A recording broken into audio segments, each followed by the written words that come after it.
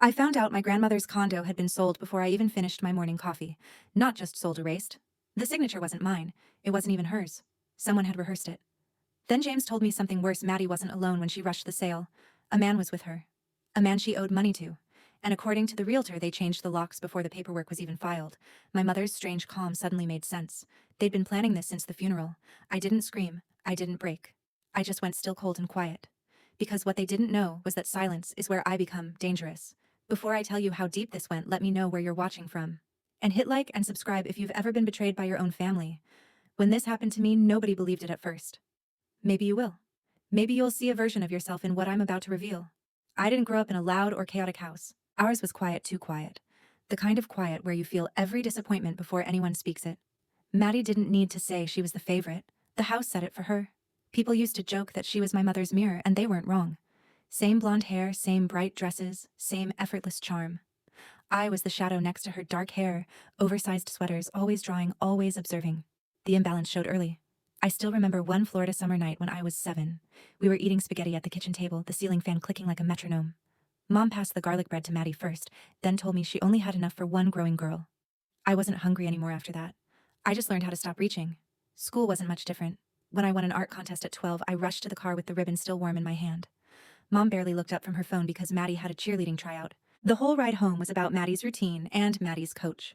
My achievement disappeared before the car even left the parking lot. I pressed the ribbon against my leg, pretending it didn't matter. But it did. Christmas made the difference impossible to ignore. Maddie got a camcorder she'd been begging for. I got a sweater 2 sizes too big, still smelling faintly of plastic. I watched her jump into Dad's arms, camera clutched to her chest, while mine was already sliding off my shoulder. That morning stayed with me not because of the gift, but because of the distance. When I was 16, I took a part-time job at a grocery store. The money wasn't much, but it was mine. I saved every check in a white envelope under my mattress. Art supplies, I told myself. Something just for me. One afternoon, Mom found the envelope and said Maddie needed help paying for senior photos. She didn't ask. She just handed my savings to Maddie like it was the natural order of things. Maddie bought a glittery dress and twirled in the living room while everyone clapped. I stood in the doorway, hands cold, throat tight. The only place I ever felt seen was my grandmother's condo in Tampa. Those summers were the closest thing I had to breathing freely. The balcony overlooked the water, and the late afternoon sun always painted the tiles gold. The smell of peach tea drifted through every corner. She'd sit beside me, squeezing my hand gently as she said, "Take up space, darling. Life wasn't made for you to stay small." She meant it. She lived it. And for 1 week every year, so did I. The last summer I spent with her was the clearest of all. We painted seashells, watched storms roll across the bay, and talked about my future in Seattle. "You're stronger than you think," she told me. I believed her in that moment. I didn't know it would be the last time I heard her voice that soft. Her funeral 3 months later felt like a performance, at least for Maddie. She greeted relatives with polished smiles, perfectly ironed, dress-off tears that matched her mascara. Mom kept praising her for being so composed. I stayed quiet in the second row, staring at the photo of Grandma, trying to keep myself from shaking. After the service, I heard something I wasn't meant to hear. Maddie's voice, sharp and bitter, hissing through a cracked door. It should have been mine from the start. And my mother's whisper right back, "Not here. Lower your voice." I didn't understand the meaning then, but I would, soon. When the will was finally read, the room didn't breathe. Not Maddie, not my mother, only me. Grandma had left the Tampa condo entirely to me, signed, dated, and sealed in her familiar looping script. A short note was attached. "For Avery, who sees the world honestly." My mother's jaw tightened. Maddie's smile faltered for half a second, then snapped back into place, polished and bright. She hugged me stiffly and whispered Grandma was sentimental. Don't take it too seriously. It was the kind of comment she'd made my entire life, soft voice, sharp edge. But I felt something in that moment. A shift. Like the ground under our family wasn't as stable as everyone pretended it was. After the funeral, I flew back to Seattle and slid into a life built on quiet routines. Gray mornings. The hum of my computer at the design agency. Late nights walking past cafes glowing with warm light. My apartment was tiny, but it was mine. A single window, a secondhand sofa, and a desk covered in color palettes. I tried to settle into the rhythm of deadlines and drizzle. But grief has a way of creeping into the smallest corners. Some nights, the silence inside my apartment grew too heavy, too still.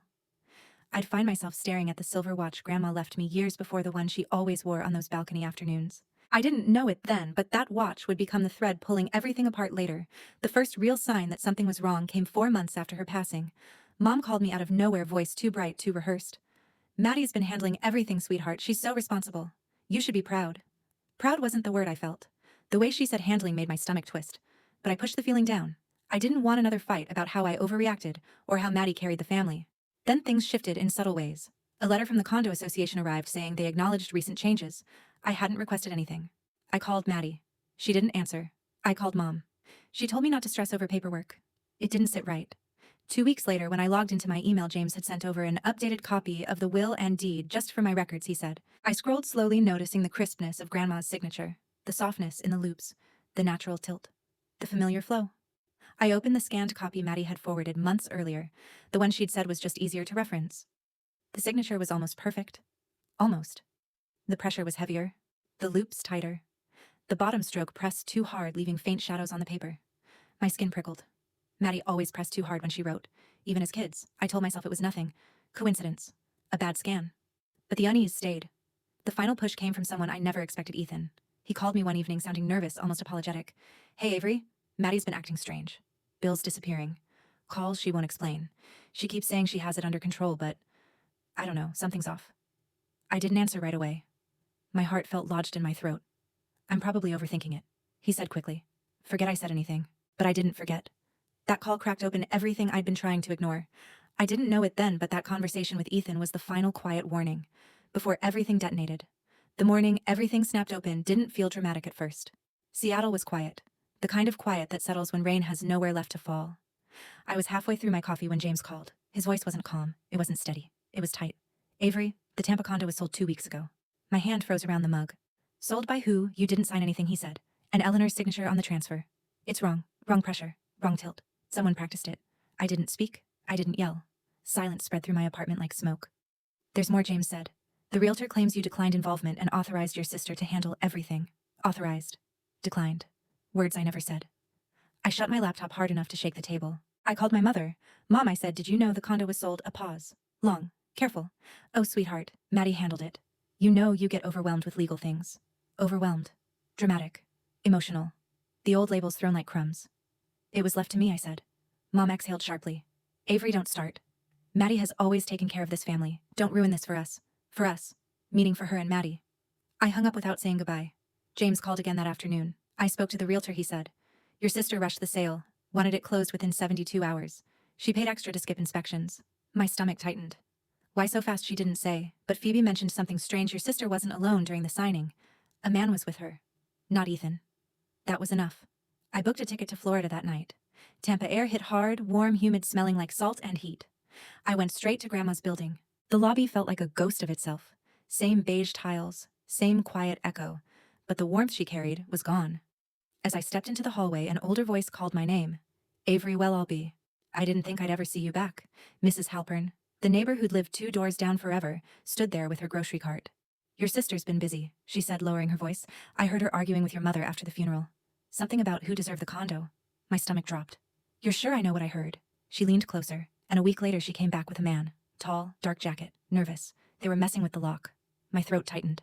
Messing with it, how tools, she said. Not a key. A cold, clean line of adrenaline moved through me. Someone didn't just forge papers, they broke in. I checked into a cheap motel 2 blocks away and spread every document James sent across the bed. Deed transfers, notary stamps, email chains. The fake signature stared back at me, bold and wrong. My phone buzzed. Miami number. Avery? The voice said, shaky.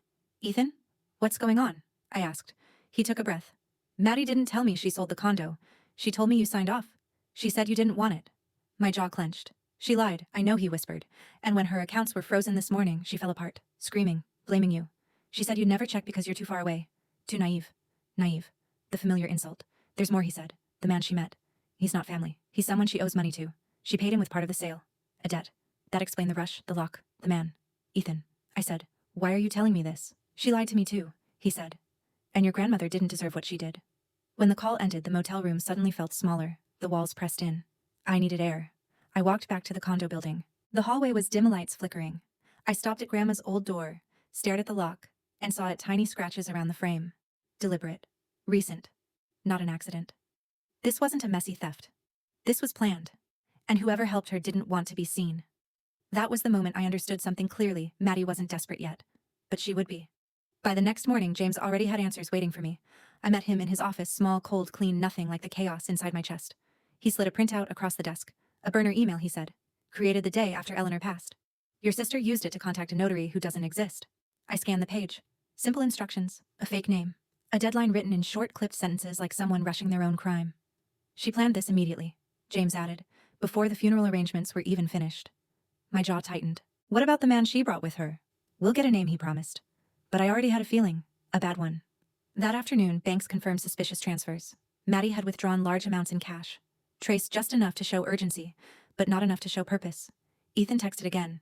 She's panicking. She hasn't slept. She smashed a lamp when she saw another freeze notice. The walls around her were closing in, and for the first time she knew she wasn't the one holding the door. By evening, the motel front desk called my room. A woman came by asking for you, the clerk said. Left when we said no. My blood ran cold. Blonde, expensive clothes. Angry face, I asked. That'd be her. I didn't sleep that night. I sat awake, eyes on the door, listening to the hum of the old AC unit. Everything pointed to one truth: Maddie wasn't hiding her panic anymore. She was letting it spill into the world. The next morning, it spilled directly onto my phone. Maddie called 12 times in a row. I ignored everyone until the 13th. When I picked up, her voice cracked like glass. Avery, you need to fix this. I didn't respond. Don't act stupid, she snapped. My accounts are frozen. Ethan left.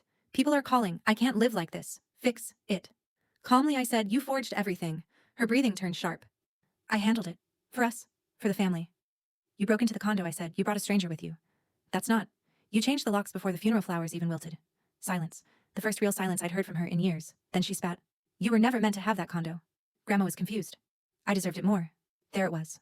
The truth under every mask she'd ever worn. Who was the man, I asked. She didn't answer. But Ethan did. He called 30 minutes later, voice steady but tired. I checked the security footage, he said. She wasn't alone. The guy with her, he's the one she owes money to. And she promised him a cut of the sale. My stomach twisted. How much does she owe? A lot, he said. Enough to make her desperate. A knock suddenly hit my door. Slow, intentional. My breath caught. Avery, Ethan asked. Is someone there? I looked through the peephole. Not Maddie. James. Relief hit so fast my knees almost buckled. I opened the door. He stepped inside, dropped a heavy folder onto the motel table, and said, we found something else. Inside the folder were emails, timestamps, voice memos from Phoebe describing Maddie's frantic rush, and bank confirmations showing money funneled into the stranger's account. But at the bottom, one last document. A photo of a locked metal file box discovered inside the condo when the new buyers complained of a jammed cabinet door. When the maintenance team opened it, James said they found this. He handed me a scanned page. My grandmother's handwriting. A second will, signed later. Clear. Undeniable. For Avery. My light. My legacy. Do not let anyone diminish what is yours. My chest tightened until breathing hurt. James looked me square in the eye. This is enough to end it. And for the first time I felt the balance shift. All the silence, all the shrinking, all the years spent being the overlooked one. None of it mattered now. I had everything I needed. Maddie wasn't just losing control. She had already lost it. The storm didn't come from the sky, it came from Maddie. She called before sunrise. 21 missed calls before I even reached for my shoes. On the 22nd I answered. Her voice hit like a slap. Avery, what the hell did you do? I didn't raise mine. What did you do, Maddie? You froze my accounts. She snapped. Ethan left. Brands are dropping me. My lawyer won't call me back. Fix this. Now. Fix. As if I was responsible for the disaster she built. You forged her signature, I said quietly. She barked out a laugh, thin, sharp. You're delusional. Grandma didn't mean to leave you that condo. She was confused. I handled it the way I always do, cleanly. Efficiently. You broke into her apartment with a man you owed money to, I replied. You changed the locks before the burial. The line went dead silent. Breathing, barely controlled. You don't know anything, she whispered. I know everything, I said. Security footage, bank transfers, burner emails, and the second will you tried to hide. That cracked her. Who told you? She hissed. You did, I said. Every time you assumed I wouldn't fight back. A loud rustling came from her end, and suddenly Ethan's voice slid into the call. Avery, it's me, Maddie shrieked. Get off the phone, but he didn't. She lied to me, he said, voice low. About the sale, the debt, about you. She said you'd never check, that you're too naive to catch her. The old insult didn't land this time. Maddie, I said evenly, who was the man at the condo? Her breathing faltered. None of your business. It becomes my business when he helps you commit fraud. Ethan cut in, voice tight. She promised him 20%. He threatened her when she hesitated. My fingers tightened around the phone. So, that's why she rushed the sale. She was terrified, Ethan said. But she hid it behind arrogance. A noise burst through the line, Maddie yelling something, slamming the call, glitching. Then silence, followed by a single sentence from her forced through clenched teeth. You were never meant to have anything. That was the last thing she said before hanging up. My phone rang again seconds later. James. I'm outside, he said. Open the door. I did. He walked in carrying a thick folder, shoulders tense with purpose. It's time, he said. He spread the documents across the motel table. Fraud evidence, email chains, transfer logs, statements from the buyers, a written report from the locksmith who discovered the tampered doorframe. And finally, the second will, Grandma's unmistakable handwriting looping across the page. For Avery, James read softly. This seals everything. I looked at the will, then at my trembling hands. Everything Maddie built on lies was collapsing. Not because I attacked her, but because the truth had finally caught up. James held out a pen.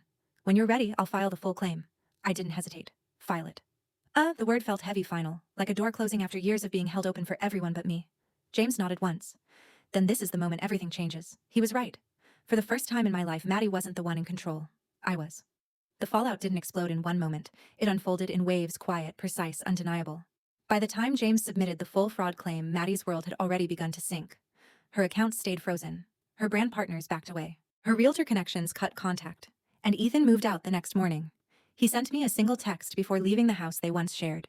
"She built everything on lies. If you need me to testify, I'm here." For a long moment, I just stared at the message. Not because I needed his help, but because someone in that family circle finally said out loud what I'd known all my life. They saw me. And they saw her. 2 days later, Maddie's lawyer called James. Not to threaten, not to negotiate, but to ask, almost pleading, what she could do to make this stop. Her confidence had drained out completely, replaced with a fear she could no longer hide. "She'll settle," James said. "What do you want?" My answer came easily. A notarized written confession. Repayment to the buyers from her own pocket. A letter to our parents telling the truth. And a legal agreement preventing her from ever contesting an inheritance again. 3 days later, James emailed me the documents. Maddie's signature looked nothing like the polished loops she practiced growing up. It shook. It wavered. It exposed her. Reading it didn't feel victorious. It felt necessary. But the final step wasn't about her at all. I sold the condo. The transfer processed at noon on a quiet Tuesday. For a moment, I just stood in my apartment staring at the number in my account money that wasn't a gift but a correction. A restoration. I used it to open my own studio in Seattle. Monroe Creative. Seeing my name on that door felt like stepping into the space my grandmother always believed I deserved. A week later, a package arrived. No message. Just my grandmother's silver watch wrapped in tissue. I clasped it around my wrist and whispered, "I'm taking up space now." And for the first time, the silence around me didn't feel like something closing in. It felt like something opening. If you've ever felt like the outsider in your own family, hit subscribe. You're not alone in that feeling, even if it's something you've carried quietly for years. Stories like this don't happen in a single moment. They build slowly in the shadows until the truth finally breaks through. And when it does, it changes everything. So if you've been there, if you've fought a fight no one else understood, stay with me. Share your story. Subscribe. This chapter might be over, but what comes next is far from finished.